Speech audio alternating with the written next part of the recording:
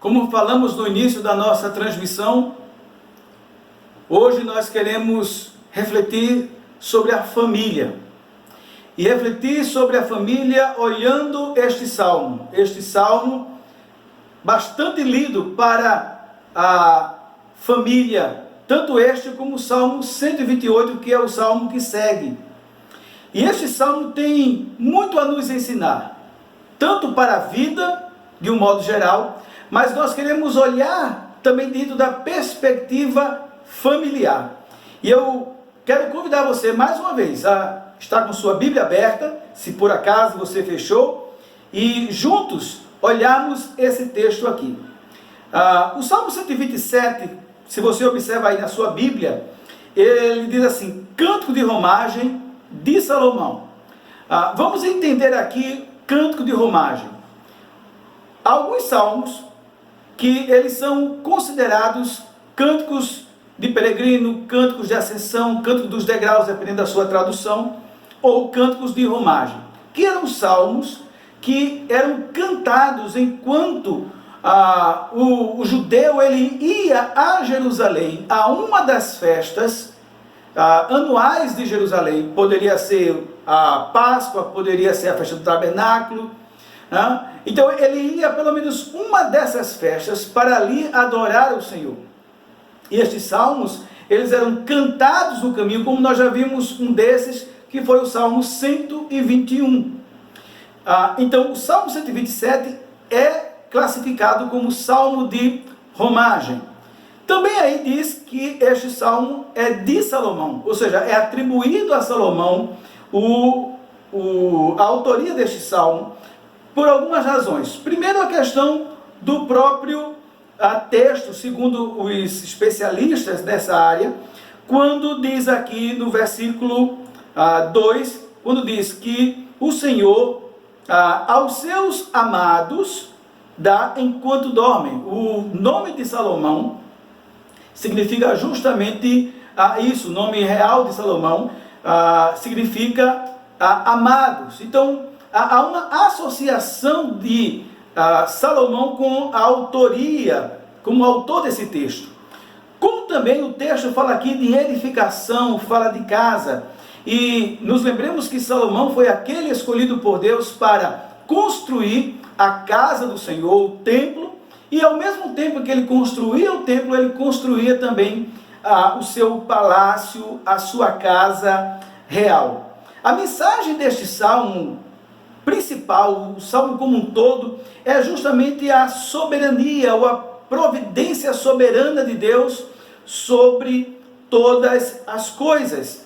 Então a gente olha este salmo e, ao olhar ele como um todo, nós podemos dizer ou resumir com a seguinte frase: sem o Senhor tudo é vão. Eu quero repetir: sem o Senhor tudo é vão. E por que nós podemos ver isso? Porque é justamente isso que o autor ele vai nos mostrar. Eu quero que você me acompanhe aí nesse texto, enquanto nós estivermos olhando para esse texto. Eu quero, a cada parte que andarmos, nós estaremos trazendo algumas aplicações para a família. Então, sem o Senhor, tudo é vão. E aqui o versículo 1, a primeira parte do versículo diz assim: se o Senhor não edificar a casa, em vão trabalham os que a edificam. Isso nos ensina, esse texto, a primeira parte do verso 1, que os nossos projetos, todos os nossos projetos, eles são vãos sem Deus. Eles são inúteis sem Deus. Eles não prosperam sem Deus. Aqui nos fala a respeito de uma edificação. Lembre que eu falei agora há pouco que Salomão, como autor deste salmo, ele está construindo o templo. Ele está construindo também o seu palácio, sua casa real. E ele tem trabalhadores, ele tem ouro, ele tem prata, ele tem madeira, ele tem bronze, ele tem pedras preciosas para a construção tanto do templo quanto da sua casa. Porém, ele reconhece e ele diz que não importa ter tudo isso se o Senhor não fizer prosperar. Por isso que ele diz aqui, se o Senhor não edificar a casa, em vão trabalham os que a edificam. É totalmente inútil os nossos projetos, mesmo que seja para construir uma casa. E vale salientar, quer o templo, quer um palácio, ou uma choupana, ou um casebre. Se o Senhor não edificar, se o Senhor não estender sua mão, não haverá prosperidade nesse projeto, nesse propósito. O que seria então em vão construir uma casa? Como é que seria em vão esse projeto de construção? Por exemplo, você pode começar a casa, a construção da casa, e nunca terminar. Se o Senhor não edificar a casa, em vão trabalham os que edificam. Em vão porque você pode começar e não concluir se Deus não for com você. Em vão porque você pode até começar e terminar, porém não morar nela. Outro vai vir e vai gozar da moradia. Então, foi em vão. Pode ser em vão, porque você pode até construir, você pode até terminar, e você pode até morar nela. Porém, não haverá contentamento. Você já viu aquela pessoa que depois de construir tudinho, se esforçou tanto, e aí quando chega dentro da casa, cadê a alegria? E muitas vezes vai vender, ou então passa anos ali, mas insatisfeito, infeliz, por alguma razão. Então foi em vão ter construído aquele patrimônio. Pode acontecer também que a pessoa pode começar, terminar, morar e até ter contentamento. Mas se essa pessoa não reconhece que tudo isso veio de Deus, não dá graças a Deus, não dá glória a Deus, isso lhe servirá de juízo no último dia. Então foi em vão. Se o Senhor não edificar a casa, em vão trabalham os que a edificam. Um projeto humano como uma construção, ou como uma simples construção, uma casa que vamos fazer, se o Senhor não estiver ali, se o Senhor não fizer prosperar, não adiantará absolutamente nada. Todos os nossos projetos, eles são vãos se o Senhor não estiver ali presente. Mas o que isso tem a ver com a família? O que nós podemos trazer de aplicação para a família? Quando eu penso nessa realidade que todos os nossos projetos são vãos se o Senhor não abençoar, podemos dizer que todo projeto familiar, quer a construção de uma casa, quer a reforma de uma casa, quer a compra de um móvel ou imóvel, quer patrimônio que queremos construir, levantar, é preciso ter a consciência que tudo depende de Deus e que ele, se ele não estiver à frente, será inútil. Quantas vezes nós traçamos projetos para a nossa família? Vamos reformar a casa, vamos fazer isso, vamos fazer aquilo. E poucas vezes paramos para pensar que se Deus não estiver ali, se Deus não quiser fazer que aquilo prospere, não vai prosperar. Por isso que o texto de Provérbios vai dizer que o coração do homem pode fazer planos. Temos autorização para isso. Mas note, o coração do homem pode fazer planos, mas a resposta certa vem dos lábios do Senhor. Então, como família, antes de qualquer projeto, ou ao elaborarmos um projeto, submetemos a Deus, dependamos de Deus, porque se o Senhor não edificar a casa, em vão, inútil, trabalham os que a edificam. Então a primeira lição que nós aprendemos aqui é que todos os nossos projetos, eles são vãos sem Deus. A segunda lição que nós aprendemos aqui está ainda no versículo Primeiro, na segunda parte, quando diz assim: se o Senhor não guardar a cidade, em vão vigia a sentinela. Então, os nossos projetos são vãos sem Deus, mas também a nossa segurança é vã sem Deus. Este salmo é interessante que ele foi escrito por Salomão, mas ele foi agregado aos cânticos de romagem em tempos posteriores, na reconstrução do templo. Na história de Israel, Jerusalém foi levado cativo para a Babilônia, o templo foi destruído, mas depois Deus levantou Neemias, Zorobabel, Esdras, para voltarem a Jerusalém, e eles reconstruíram então o templo e reconstruíram os muros que estavam derrubados.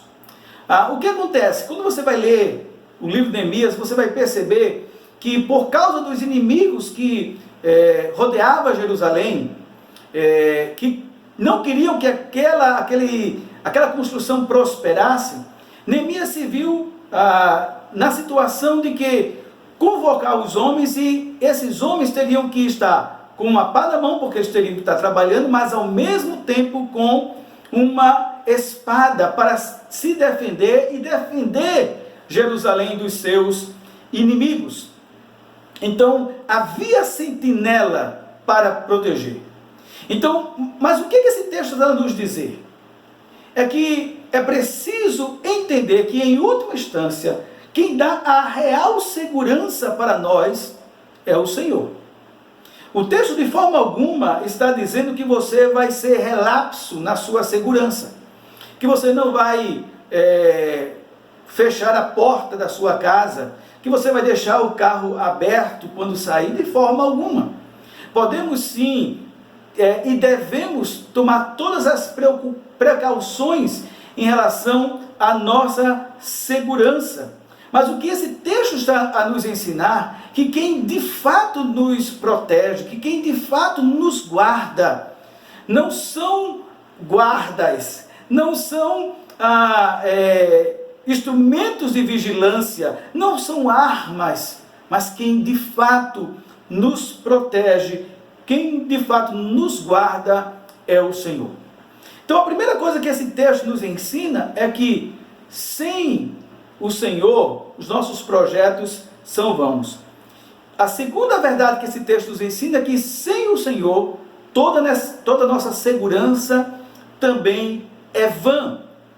E aqui nós podemos fazer uma aplicação também para a família.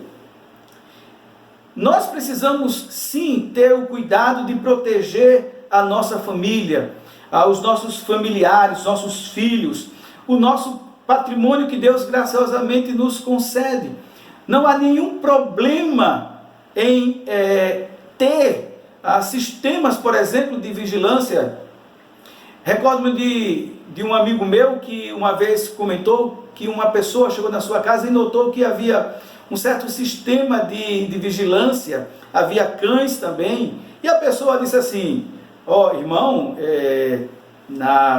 a palavra do Senhor diz que se o Senhor não edificar a casa, em vão trabalhos que edificam, se o Senhor não guardar a cidade, em vão vigia a sentinela. Como se dissesse assim, não adianta você ter tudo isso aí.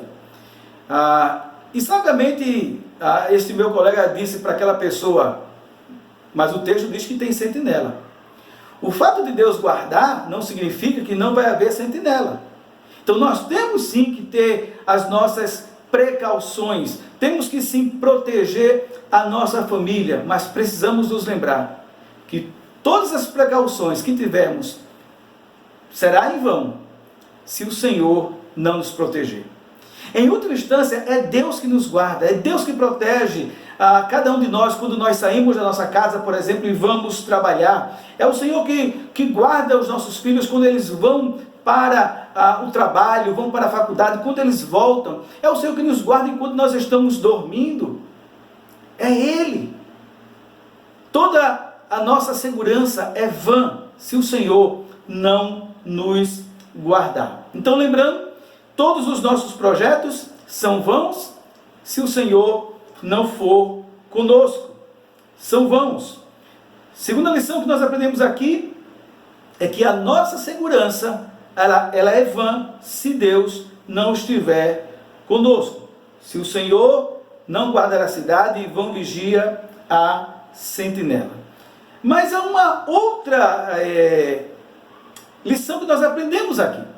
Versículo 3, olha comigo, diz assim: inútil vos será levantar de madrugada, repousar à tarde, e comer o pão que penosamente granjeaste. Aos seus amados ele dá enquanto dorme. E aqui nós aprendemos o seguinte, que todo o nosso esforço para a nossa provisão é vão sem Deus. Vou repetir. Todo o nosso esforço para a nossa provisão, ou seja, aquilo que nós precisamos, é vão sem Deus. De forma alguma, irmãos, é preciso ter cuidado aqui para pensar que o texto está a estimular, encorajar a preguiça. Alguém poderia ler esse texto de forma irresponsável e defender a preguiça, porque diz assim, que o Senhor dá aos seus amados enquanto dorme, então eu vou dormir porque eu sei que Deus vai me dar. Não é isso que o texto está a nos ensinar. De forma alguma, não significa isso. O texto está apontando aqui para aquele tipo de pessoa que acredita que pelo seu muito esforço em trabalhar, ele vai promover o seu sustento, ou que o seu sustento só pode vir pelo seu muito trabalho. É aquele tipo de pessoa que acorda bem cedo e vai trabalhar bastante tarde. Aliás, acorda bem cedo, trabalha o dia todo e vai dormir bastante tarde para acordar mais uma vez cedo. E ele não tem dia de descanso, ele não tem horas de descanso, ele não dorme direito, ele dorme pouco, porque ele precisa trabalhar para o seu sustento. O que o texto está a nos mostrar aqui é que tudo isso é em vão. Se o Senhor não estender a mão, se o Senhor não abençoar, há uma diferença entre aquele que acorda cedo e dorme tarde, porque acredita que pelo seu muito trabalhar que ele vai ter o sustento, e aquele que não é o preguiçoso, mas aquele que também trabalha, acorda cedo, mas ele não dorme tarde, porque ele vai dormir cedo. Precisamos nos lembrar que o contexto aqui de Israel na época era agrário. E nós sabemos que o pessoal que trabalha, por exemplo, na roça, se você já andou lá pelo sertão, né, ou pelo interior, ou se você talvez até fez parte de uma família ou faz parte de uma família agrária, as pessoas acordam bastante cedo. Eu me recordo que eu trabalhei no sertão, na época de seminarista, e o pessoal, 4 da manhã, já estava em pé. Eu estava em pé, o dia nem tinha raiado, eu estava em pé, já se organizando, tomando aquele cafezinho e já indo para a roça. Mas também, logo cedo, quem ficava até 10 horas, 11 horas da noite acordado, não, logo cedo dormiam, porque também acordaram cedo. Então, o que o texto está a nos mostrar aqui é que aqueles que confiam no Senhor, que não depositam toda a sua confiança no seu próprio trabalho, mas no Deus que faz a provisão, ele acorda cedo, ele trabalha duro, mas ele vai dormir. Ele tem horas de sono. Ele não vai perder horas de sono porque ele sabe que enquanto ele está dormindo, o Senhor está fazendo prosperar o fruto do seu trabalho. O Senhor está cuidando dele. Pensando aqui mais uma vez na figura do agricultor, o agricultor ele não tem condições de fazer com que a semente que ele plantou durante o dia, na roça, lá no sol, ele não tem condições de fazer com que a semente germine. Ele não tem. O que ele pode fazer é plantar e regar, mas germinar só Deus, então ele vai dormir. Então não adianta depositar toda a nossa confiança no nosso próprio trabalho. A versão King James, por exemplo, falam que é inútil aqueles que idolatram o trabalho. Idolatram. Muitas vezes nós pensamos que idolatria é apenas curvar-se diante de uma a imagem de escultura. Idolatria é tudo aquilo que toma o lugar de Deus. Idolatria é tudo aquilo onde nós depositamos a confiança sem ser em Deus. E muita gente tem feito do seu trabalho o seu ídolo. E é preciso ter cuidado com isso. Porque se o Senhor não abençoar, se o Senhor não estender a mão, todo o seu trabalho, todo o seu esforço será inútil. Por exemplo, uma pessoa que não tem dia de descanso, não tem hora para dormir, dorme pouco, o que vai acontecer? Em breve vai ter problemas físicos, emocionais, espirituais, distúrbios, e muitas vezes o fruto do que ele tanto trabalhou vai ser apenas para remédios, medicamentos, hospitais. Valeu a pena? Às vezes, pensando agora na família, quantos pais de família, quantas mães também trabalham arduamente, porque precisam trazer o sustento para os seus filhos, precisam dar o melhor para os seus filhos, mas no final das contas, quando vai ver, perderam os filhos, não viram os filhos crescerem, não viram os filhos amadurecerem, não puderam dar a educação que os filhos deveriam ter, não a educação formal, mas aquela educação do lar, porque foi terceirizada. E aí a pergunta é, para que tanto trabalho? Quantas vezes eu já assisti reportagens de pais que lamentavam de ter trabalhado tanto e ter perdido a família. A Bíblia nos diz que será inútil acordar cedo, repousar tarde, comer o pão. Veja que come ainda o pão, que penosamente granjeado, será inútil. Porque o Senhor dá aos seus amados enquanto dormem. E aqui, eu já comecei, mas vamos pensar aqui numa aplicação para a família. O trabalho é uma bênção. O trabalho não é maldição. Não pense, por favor, que Deus amaldiçoou o homem com o trabalho. Pelo contrário, Deus deu ao homem o trabalho antes da queda. Agora, por causa da queda, o trabalho tornou-se penoso. Mas continua ainda sendo bênção de Deus para o homem. É do seu trabalho que ele tira, então, o seu sustento para a sua família também. Mas é preciso entender que a minha confiança está no Deus que supre as minhas necessidades e supre as minhas necessidades da minha família. O trabalho é apenas um instrumento de Deus. Por que é em vão? Por que em vão? Porque, como eu falei agora há pouco, você pode se dedicar tanto ao trabalho e o fruto desse trabalho não valer a pena. Você pode até usufruir do fruto desse trabalho, mas não vale a pena. Como eu disse, você perdeu seus filhos, você perdeu prejudicou o seu cônjuge, porque faltou tempo, porque você estava trabalhando. É preciso entender que é Deus que nos sustenta, é Deus que nos dá o trabalho, é Deus que nos dá a saúde para trabalharmos, é Deus que nos dá a inteligência para executarmos o que temos que fazer, é Deus que sustenta a empresa que estamos trabalhando, é Deus que nos guarda na ida, é Deus que nos guarda na volta, é o Senhor o nosso provedor.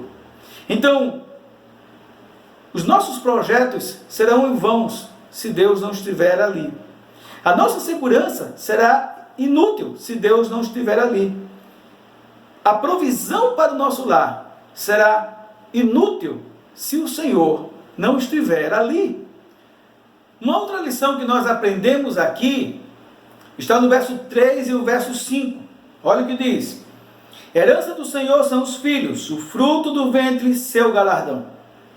Como flechas na mão do guerreiro, assim os filhos da mocidade. Feliz o homem que enche deles a sua aljava, não será envergonhado quando pleitear com os inimigos à porta. Esses 3 versículos aqui, a gente precisa, o 3, o 4 e o 5, a gente precisa entender um pouco do contexto. na comunidade de Israel, não apenas em Israel, na verdade no Oriente como um todo, naquela época, era muito importante, era quase que imprescindível alguém ter muitos filhos. Não é como na nossa sociedade, mas quanto mais filhos, melhor, porque os filhos, naquela época não havia previdência social, não havia seguridade, não havia nada que pudesse garantir o sustento na velhice. Então, quem sustentava os pais era justamente os filhos. Então, quanto mais filhos, maior a garantia de sustento na sua velhice. Uma outra questão aqui é que os filhos também eram como se fosse a defesa dos seus pais. Então, quando diz aqui no versículo 5, que diz assim, ele não será envergonhado quando pleitear com os inimigos à porta, precisamos entender o contexto. O que é que acontece? Nas cidades do Oriente Antigo, a porta da entrada da cidade era o lugar onde se fazia negócios, era um lugar onde também causas eram julgadas, os juízes ficavam à porta da cidade. Então, quando alguém por exemplo, ia fazer algum negócio, fazia a porta. Quando alguém ia resolver alguma coisa, fazer alguma negociação, algum comércio, era sempre a porta. Quando alguém era acusado e iria ser julgado aquela causa, era a porta. Então, a porta da cidade, onde ficavam os juízes. Então, quando, por exemplo, alguém era acusado e ele tinha que se apresentar, ele não iria sozinho. Então, ele ia justamente com seus filhos. Então, imagina um pai, já com uma certa idade, que foi acusado, né? E ele tem que se apresentar. Então, ele não ia sozinho, ele ia com seus filhos. E pense que ele tivesse 10 filhos, 15 filhos. Agora, imagina aquele senhor chegando com seus 15 filhos. Era como se fossem os seus defensores. Por isso que você volta para o versículo 4, diz, como flechas na mão do guerreiro, assim os filhos da mocidade. Então era como se fosse a defesa daquele homem. Bom, o que esse texto tem a nos ensinar? É que se o Salmo vem nos ensinando que os nossos projetos, como construir uma casa, é vão se Deus não abençoar, que a nossa segurança é vã se Deus não abençoar, que a nossa provisão, o nosso trabalho é vão se Deus não abençoar. Também aqui está a nos dizer que a vida do lar, a vida em família é vã. E por que nós chegamos a essa conclusão? Porque este pai, por exemplo, aqui, que tem muitos filhos, que serão a sua defesa e o seu sustento na velhice, diz o versículo 3, olha aí comigo, herança do Senhor são os filhos, o fruto do ventre, seu galardão. Então os filhos são o quê? Herança e galardão. Mas de quem? Do Senhor. Ou seja, ele só tem esses filhos, ele só tem esta família, porque é o Senhor que deu. É o Senhor. Quando você lembra, por exemplo, olha para Ana, e diz lá o texto, que foi o Senhor que lhe fechou a madre. Então, ela não tinha filhos porque Deus não permitia ela ter filhos. Depois, o Senhor soberanamente, né, escuta a sua oração e lhe concede a capacidade de ter filhos. Mas o texto começa logo dizendo que Ana não tinha filhos porque Deus lhe fechou a madre. Então, a constituição de uma família, ela só é possível com a bênção de Deus. É isso que o texto está aqui a nos ensinar. Então, é Deus que nos dá a família. Então, você pode perguntar, mas, um momento só, e aqueles que não temem ao Senhor? E aqueles que não andam nos caminhos do Senhor? Como é que então eles constituem famílias? Como é que eles têm filhos? E isso é vão. É simples. Se você lembrar aquilo que nós falamos no início da nossa reflexão, nós falamos que, por exemplo, alguém pode construir a casa, morar nela, ter até alegria nela, mas se não der graças e glórias a Deus, tudo isso aí servirá de condenação no último dia. Então Deus pode e Deus dá a família, é Ele que constitui. Mas se esses não olharem para isso como herança do Senhor, como galardão do Senhor, como bênção do Senhor, não dando graças e nem glória a Deus, como diz o apóstolo Paulo na sua carta aos Romanos, nos primeiros capítulos, no capítulo 1, por exemplo, isso vai servir de condenação. Então foi inútil, foi vão. O que nós podemos aplicar para a família cristã? Olhe para a sua família como uma dádiva de Deus, não como uma maldição. Pastor, o senhor não conhece a minha família. Pastor, o senhor não conhece as minhas tribulações. Provavelmente, aliás, com certeza eu não conheço. Mas eu sei de uma coisa, que nada está fora da soberania de Deus. Então, olhe a sua família como uma dádiva de Deus. Por causa disso, ore por ela. Por causa disso, busque o bem-estar dela. Sua esposa, seu esposo, seus filhos, seus irmãos. Não veja a sua família como uma maldição que caiu sobre você. Porque, se você lembrar da história de José, que nós já vimos aqui em outras transmissões, a família de José era totalmente destrambelhada. Irmãos com inveja, irmãos que tentaram matar o irmão, mas era a família de José. Ele sentiu-se triste, decepcionado, amargurado, com certeza. Mas Deus muda o coração de José, Deus abençoa a família de José. E nós temos esse relato tão bonito que temos hoje para nos abençoar. Então, seja grato a Deus e olhe a sua família como dádiva de Deus, mesmo que ela esteja passando por grandes lutas, é para que você ore por ela, apesar das imperfeições, porque você também é imperfeito, você também não é perfeito na sua família. Que aplicações gerais, então, nós podemos fazer deste salmo? Nós caminhamos com ele e vimos o que ele nos ensina. E ele nos ensina que os nossos projetos são vãos sem o Senhor, que a nossa segurança é vã sem o Senhor, que o nosso trabalho, nosso esforço pela provisão é vão sem o Senhor, e que a família também é vã sem o Senhor. Mas nós podemos tirar algumas lições gerais, então, deste salmo aqui, olhando essas lições, e fizemos aqui algumas aplicações para a família, mas que aplicações gerais podemos fazer para concluir então a nossa mensagem nessa noite? O texto nos revela a soberania ou a soberana providência de Deus sobre todas as coisas. Quando nós falamos da providência de Deus, irmãos, é preciso entender que Deus está sustentando toda a sua criação, Deus está preservando toda a sua criação e Deus está comandando, governando toda a sua criação. Então não há nada deste universo, 1 milímetro, que não esteja debaixo do controle soberano de Deus. É isso que o texto está nos ensinando. Por isso, que aplicações podemos fazer? Primeiro, dependa de Deus e busca Deus em todas as coisas. Dependa de Deus e busca Deus em todas as coisas. O seu estudo para a faculdade será em vão se Deus não estiver ali. O seu esforço para construir a sua casa também será em vão se Deus não estiver ali. Tudo será em vão.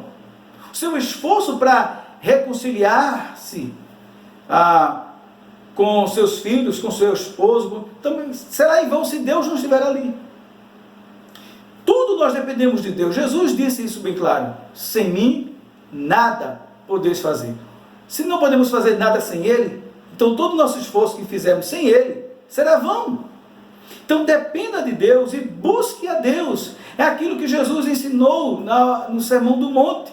Buscar em primeiro lugar o reino de Deus e a sua justiça, e as demais coisas vos serão acrescentadas. Segunda aplicação que esse texto nos faz aqui é que devemos confiar em Deus.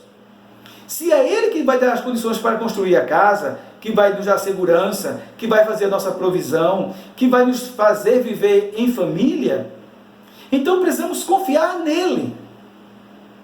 E não em nós mesmos. E não em nós mesmos. E não naquilo que temos. Até porque aquilo que temos e somos vem dele. Então confie em Deus. Terceira aplicação que podemos fazer aqui desse texto. Seja grato a Deus. Porque se conseguimos construir a nossa casa, mesmo que seja simples, foi Deus. Se estamos protegidos, foi Deus. Se temos a provisão, foi Deus e é Deus. Se temos uma família, não vivemos abandonados, solitários, sem ninguém neste mundo, mesmo que seja uma família imperfeita, mesmo que seja uma família com problemas, eu tenho certeza que há pessoas que preferiam estar numa família com imperfeição do que viver sozinho, perambulando nesse mundo sem ninguém.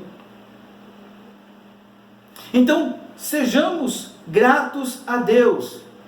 E se é Deus que nos protege, se é Deus que faz prosperar os nossos projetos, se é Deus que nos faz a provisão, se é Deus que nos faz viver em família, então não há nenhuma glória para nós. Porque dele, por meio dele e para ele são todas as coisas. Glória, pois, a ele eternamente. Amém. Mas eu preciso encerrar esta mensagem trazendo uma palavra para você que ainda não conhece o Senhor Jesus, que ainda não tem uma experiência real com Cristo. Toda a sua vida depende dele. Mas não apenas a vida comum, mas a sua salvação depende dele. O que será o destino da sua alma após a morte? Ah, pastor, depois da morte tudo acaba. Eu preciso lhe dizer que não. A palavra do Senhor diz que está ordenado ao homem morrer apenas uma só vez. Vindo depois do juízo, todo homem irá comparecer diante de Deus. Ah, mas eu não acredito nisso. É um direito que lhe assiste você não acreditar. Agora pensa comigo. Se o seu pensamento estiver errado, pensa aqui comigo se de fato há um Criador do qual todos nós prestaremos conta. O que será? Como será o destino então da sua alma? Por isso que eu quero dizer a você que venha para Jesus, que venha para Deus. E se você está pensando e se esforçando para merecer os céus, para merecer a salvação, para não ser condenado, eu quero lhe dizer que infelizmente todo o seu esforço será vão, porque a palavra de Deus nos diz que todas as nossas boas obras são para Deus como trapo de imundícia, não tem valor algum. Só há uma obra que tem valor diante de Deus, é aquela que foi feita por seu Filho Jesus, na cruz do Calvário, pagando o preço da nossa salvação. E quando nós confiamos nele, Cristo Jesus, quando nós nos entregamos a ele, reconhecendo que ele que fez por nós, aí sim, nós estamos salvos. Toda a sua salvação depende de Deus. Entregue a sua vida, hoje mesmo, ao Senhor Jesus. Vamos orar? Senhor, nós queremos te agradecer por tua palavra que nos enche a alma, tua palavra que nos orienta, que nos direciona, Senhor. E que nos chama mais uma vez a reconhecer que somos totalmente dependentes de Ti.